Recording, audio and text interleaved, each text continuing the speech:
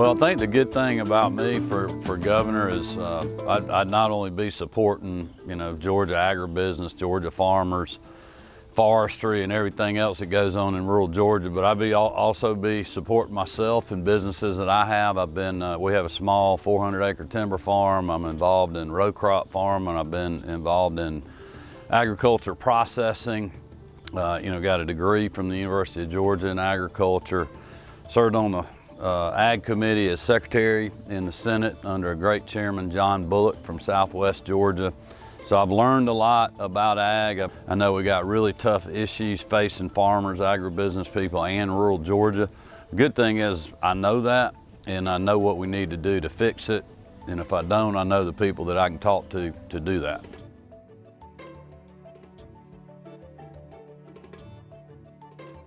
It's interesting in the race, my opponent wants to expand Medicaid to support rural hospitals, but I know better than that.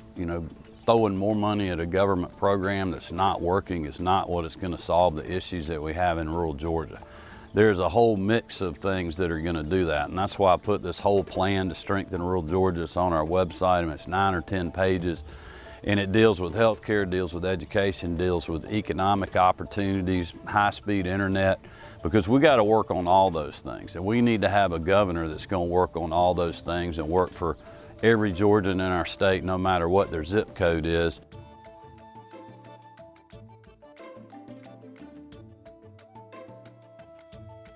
One of the reasons I'm running is because I really believe, as I said earlier, we need to fundamentally reform how state government spends taxes and operates. We need to budget conservatively, fund the things that we need to do in state government, like health care, education, public safety. We've got to keep our families safe and keep our neighborhoods safe and keep our farms safe.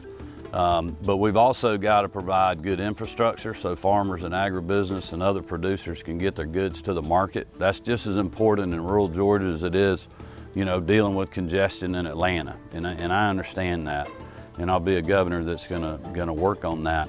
But I think on the property tax side of things, I'm open to any reform that makes the system better. But that is a big issue. It's going to take a lot of people to be involved in that, not just the governor saying that. I'm definitely open to having real tax reform and leaving anything on the table, because I think we need to have broad-based tax reform that treats everyone fairly.